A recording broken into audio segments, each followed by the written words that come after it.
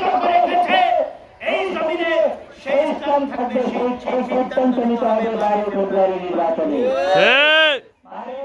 নির্বাচন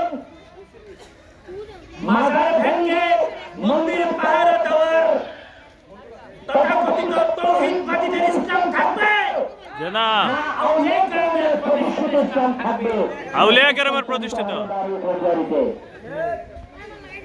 12 ফেব্রুয়ারি নির্বাচনে আপনাকে সিদ্ধান্ত নিতে হবে যারা ইসলামের নাম দিয়ে মানুষের দিনকে, মানুষের সম্মান, মুসলমানদের ইমানকে হরণ করে ইসলামকে বিক্রি করে।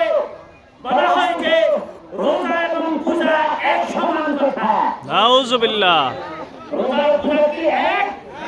না, হতে পারে? তারা এতদিন বলছে শাসন চাই, আর এখন তারা বলে ক্ষমতায় যাওয়ার জন্য তারা এত পাগল হয়ে গিয়েছে, তাদের মস্তিষ্ক বিক্রি হয়ে গিয়েছে।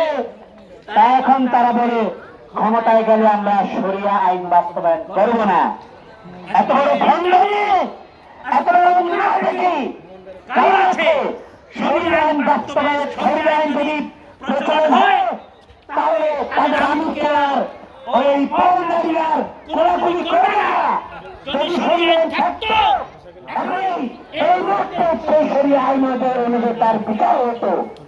এই জন্য তারা শরিয়া আইন বাস্তবায়ন করতে চায় না।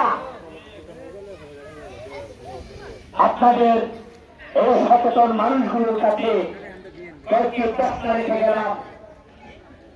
5 আগস্টের পরে মব সৃষ্টি করে, মব সন্ত্রাসের মধ্য দিয়ে কবর থেকে একটি মানুষকে তুলে সে লাশকে পুড়িয়ে ফেলা হয়েছে কিনা? জি। আপনাদের কাছে প্রশ্ন, মানুষ দুনিয়াতে থাকা অবস্থায় সে যত বড় অন্যায় অপরাধ করে তার কবরে গেলে কি আমার আপনার শাস্তি দেওয়ার কোনো ক্ষমতা আছে? না। মৃত্যুর পর তার বিচারের অধিকার, বিচারের রায় কার উপরে চলে যায়? আল্লাহর। আল্লাহ ছাড়া মৃত্যুর পর তাকে জান্নাত জাহান্নাম কোনো কিছু দেওয়ার কোনো ক্ষমতা কি তার আছে? না। এখন একটি দল যে জান্নাতের টিকিট বিক্রি করে,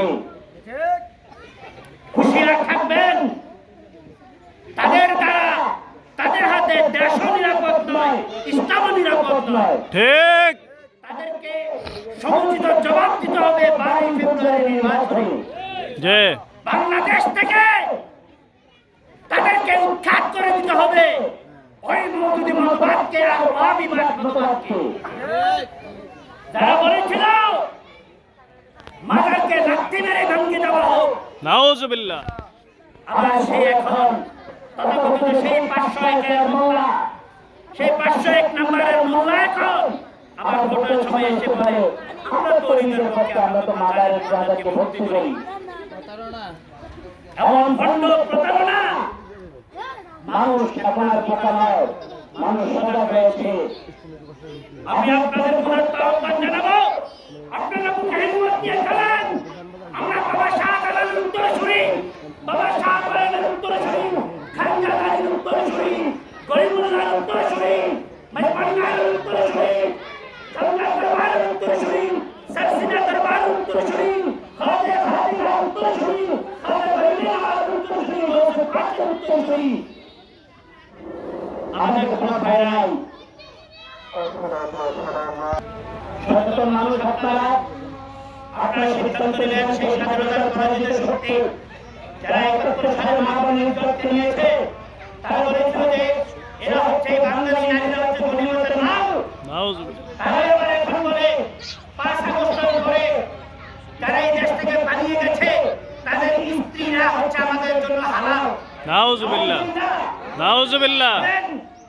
যারা 5 আগস্টের পরে যারা ক্ষমতাচ্যুত হয়ে যারা দেশ থেকে যারা পলায়ন করেছে, যারা আত্মগোপন করেছে, তাদের স্ত্রী নাকি তাদের জন্য ওই তথাকথিত ইসলামী দলের জন্য নাকি তাদের স্ত্রীরা নাকি হালাল। নাউজুবিল্লাহ।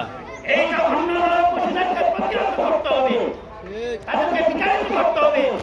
অতএব আমি আপনাদের কাছে আহ্বান জানাবো, আগামী 12 ফেব্রুয়ারি নির্বাচনে আহলে সুন্নাত ওয়াল জামাতের দর্শনকে প্রতিষ্ঠা করার জন্য রাজনৈতিক ময়দানে সংসদ পরিবার থেকে সংসদ পর্যন্ত পৌঁছে দেওয়ার জন্য নারে তাকবীর আল্লাহু আকবার সাথে নারে রিসালাত ইয়া রাসূলুল্লাহ ধ্বনি পৌঁছে দেওয়ার জন্য সুন্নাতের দাওয়াতকে পৌঁছে দেওয়ার জন্য সংসদ পর্যন্ত পৌঁছে দেওয়ার জন্য আপনারা আগামী 22 ফেব্রুয়ারি নির্বাচনে মোমবাতি মার্কায় ভোট দেবেন।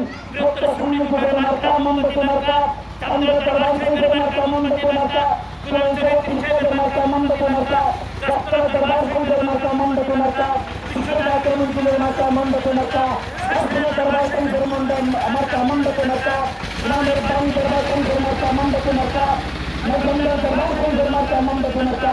এই মোমবাতি মার্কায় ভোট চেয়ে আমি আপনাদের কাছে বিদায় নিচ্ছি। আসসালামু আলাইকুম ওয়া রাহমাতুল্লাহি ওয়া বারাকাতুহু।